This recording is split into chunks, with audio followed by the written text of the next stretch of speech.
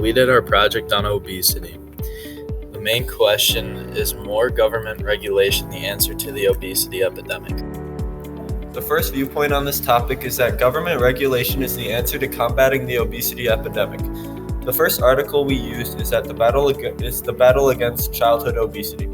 The first fact is, in Ireland, 71% of adults support a ban on junk food. This shows how much of a problem obesity really is throughout the world, and how much the adults want government's help on the obesity problem. Another fact is, people argue that there is nothing healthy in fast food restaurants, and they want healthy options. They want laws to require these fast food restaurants to provide food that has healthy benefits for everybody. The second article we used was banning handouts for junk food would save money to fight obesity.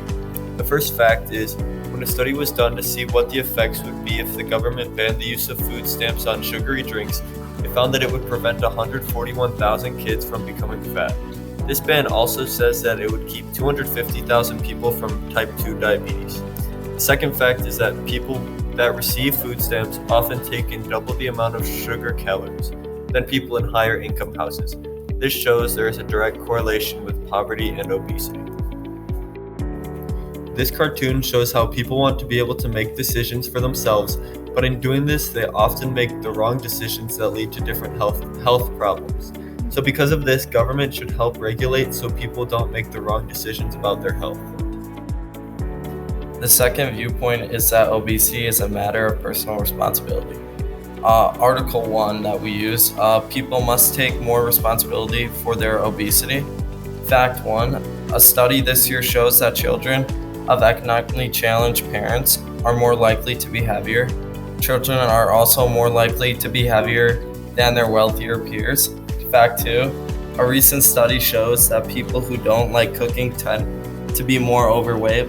This is because cooking a healthy meal takes time, and meals that are pre-made tend to be less healthy than meals that need to be made. Article 2 that we use is battling childhood obesity. Fact 1, a recent study shows that 1/3 of American children that are under 18 are obese. The number has grown 10% for each decade over the past 30 years. Fact 2, studies show that children in America watch 25 to 30 hours of TV every week. If the children go to bed earlier and stop watching TV, they will have more energy to exercise the next day. This cartoon is showing an obese person eating a hamburger while holding a magazine.